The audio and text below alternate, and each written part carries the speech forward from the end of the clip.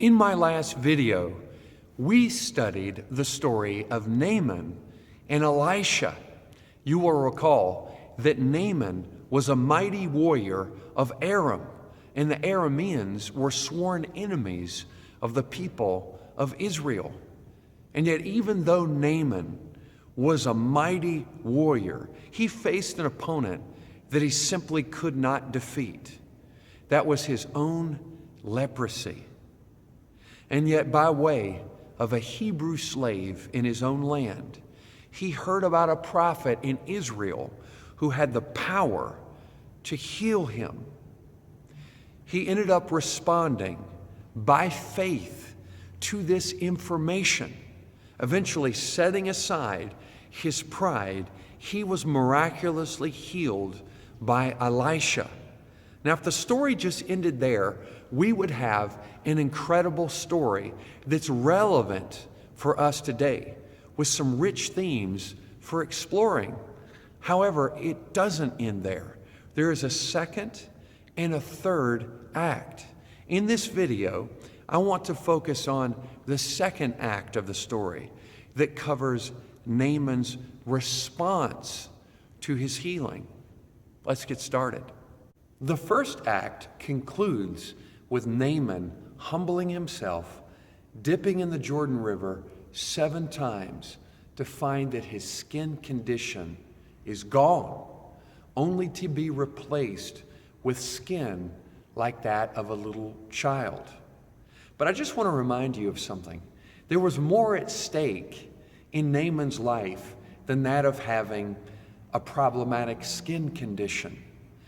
We just have to remember that at that time in history, in that place in the world, people who had these various skin conditions were removed from society. They were on the outskirts of society. And so by being healed, his skin condition was not the only thing dealt with. This man was restored to his status within Aramean society. I'm going to begin reading in 2 Kings chapter 5, verse 15. When he, that is Naaman, returned to the man of God, that's referring to Elisha, with all his company, and came and stood before him, he said, "Behold, now I know that there is no God in all the earth but in Israel. So please take a present from your servant now." From this verse, we learn that there has been a profound change that has taken place in the life of Naaman that goes far beyond his skin restoration and his social status restoration. He has gained a theological insight. He now knows that the God of Elisha, the God of Israel, is the one true God. And he wants to reach out and express gratitude towards Elisha for having healed him. So he offers him a present. Presumably, this is the gold and the silver and the change of clothes that he brought with him all the way from Aram. Now, this is just my speculation, but I believe that when he first came from Aram, he was going to use all this massive wealth to try to pay for a service. And yet, when you think about all the things that he has received, especially this theological insight on who the one true God is, what he has received is priceless.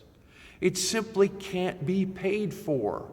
And so it's my belief that, okay, he's already gotten far more than what he was hoping for.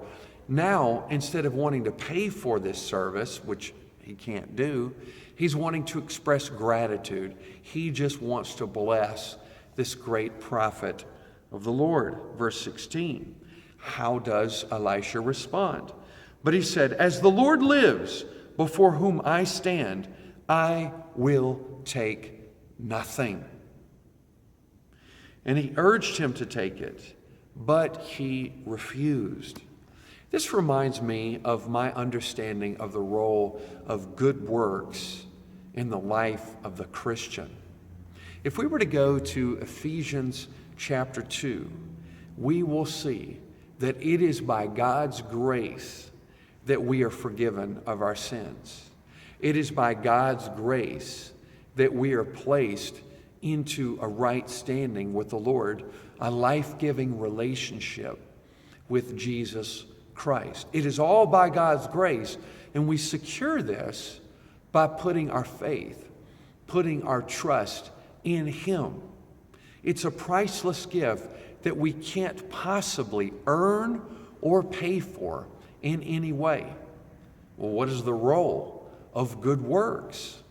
I think kind of like what we see here in the life of Naaman, that when we are blessed of God, it is natural that we just want to reach out and honor Him in our life. So we do good works. We do things that He wants us to do. Again, not to earn a right standing with Him, because we couldn't possibly pay for that. The root of it is not payment for service.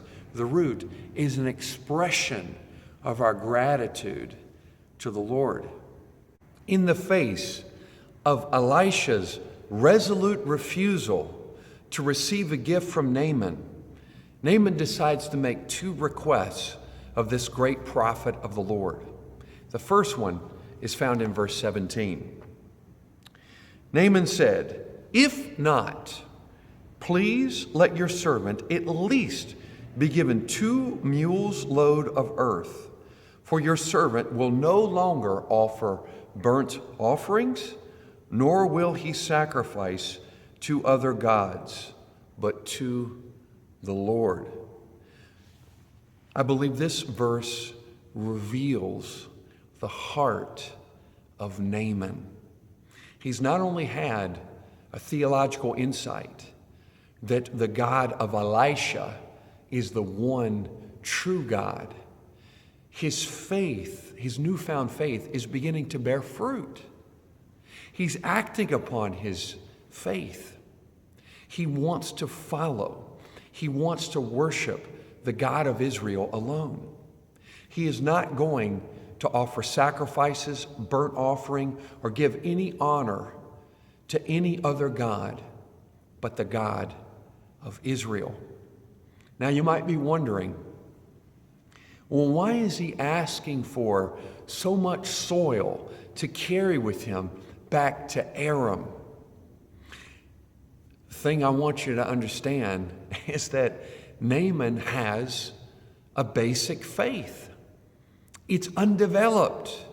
It's still immature, even though it's earnest, it's real, and it's beginning to bear fruit.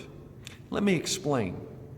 In the ancient Near East, at this time in history, it was widely believed that if you wanted to encounter or worship a particular god, you needed to go to the lands that God was sovereign over. You needed to go to the lands where people worship that God in particular. And we can see this at the beginning of chapter 1 of 2 Kings, where we have the wicked king of the north, Ahaziah. He's had a terrible fall, and he doesn't know whether he's going to survive this fall or whether he's going to die. And so he wants to get knowledge of what the future holds. But instead of turning to the God of Israel, he's going to turn to Beelzebub, the god of Ekron. And so he can't pray from the northern kingdom to find out what's going to happen. He's got to send messengers to Ekron, where this god is believed to be sovereign over those lands. This is territory that has historically, at that point, been controlled by the Philistines. And so what do we have?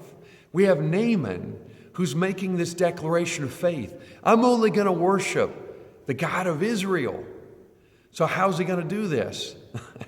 He comes up with this idea. I know what I'll do. this is really sweet. This is really creative. I'm going to collect a lot of soil from Israel. I'm going to take it back with me to Aram. And there I can worship the one true God. I can bring his territory with me to my territory. Again, it's undeveloped. It's immature, but it's already beginning to bear fruit. And I find it to be so sweet on Naaman's part that he would, he comes up with this request. This is his idea of how he's going to demonstrate his continued faith in the Lord. Naaman's second request is found in verse 18, where he says to Elisha, the man of God, "In this matter, may the Lord pardon your servant. When my master goes into the house of Rimmon to worship there, and he leans on my hand, and I bow myself in the house of Rimmon, when I bow myself in the house of Rimmon, the Lord pardon your servant in this matter." He said to him, "Go in peace." So he departed from him some distance. Naaman is a wise individual. He knows that when he returns to Aram, and the king and everyone else can see that his skin condition is no more, he will be fully reintegrated back into society. And as part of that reintegration, Naaman is going to find himself in compromising situations. He knows this, and so he asks forgiveness of Elisha. He knows that as being the king's right-hand man, it is expected that when the king goes into the temple or the house of Rimmon, also known as Hadad Rimmon, the patron god of Aram, a god of thunder, the king is going to expect that his great warrior will be by his side. Naaman does not want to worship this God. He is committed to only worshiping the one true God, the God of Israel. And yet he knows he's going to be expected to go into this temple of this false god. So we can see the fact that he's asking for forgiveness, he's asking for pardon ahead of time, that his faith is not free of compromise. It's not free of entanglement. What surprises me greatly is Elisha's response. He doesn't condemn him. He says to him, "Go in peace." This is not what I would have expected. I would have expected Elisha to have said, "Why bother going back to Aram? Leave your old life behind you. Stay here in Israel. I'll tell you all you need to know about the God of Israel. I'll help nurture your newfound faith." He tells him, "Go in peace." This is mystifying for me, because when you encounter that phraseology, "go in peace," whether it is Jesus Christ saying this in the Gospels, whether it is Moses' father-in-law speaking to Moses, whether it is Eli speaking to Hannah at the beginning of 1 Samuel, this is a note of affirmation. It's a phraseology of affirmation. It can mean, hey, permission granted. But it also can mean, hey, you're fine. It's all good. Don't worry. You're okay. I would not have expected Elisha to say this, because when I look at so much of what Jesus teaches, he says, "Take up your cross and follow me." He also says, "Put your hand to the plow." I don't see any compromise when I look at the teaching of Jesus Christ. In biblical theology, this no compromise is more the norm, I believe. And yet at the same time, I cannot ignore the grace that Elisha extends to Naaman. I don't want to make this normative, but I have to reckon with this in my biblical theology. But as I look at this story, it challenges me in two ways. One, I wonder, hey, am I going to be as patient and understanding as Elisha is with this new believer? Because inevitably, when you encounter new Christians with a basic, undeveloped faith, they're going to make some poor decisions. They're going to come up with some bad logic at times in their theology. Am I going to be patient with them? But also I have to be honest with myself. Is my faith free from compromise? Is my faith free from entanglements? The answer is no. Numerous times I need for forgiveness from the Lord when I sin, when I compromise on my faith. I've never met another Christian who has been able to maintain from the beginning of their faith to death no compromise and no entanglements. I've never been able to encounter people like this. I've found some people who have been able to be that way for maybe a chapter or a season in life, but I've never seen anybody live it all the way through without any compromise whatsoever. I'm not making excuses. That is not right. It is sinful for us to compromise, okay? But I do believe there is grace when we ask for forgiveness. And so may we extend grace and have humility towards other believers, okay? But also be honest about our own walk with the Lord. May the Lord give us the strength to live a fully devoted life to Him. And when we compromise, ask for forgiveness and push that aside and be more fully devoted, be committed, and cast off those entanglements. We all need the grace of God. God bless you.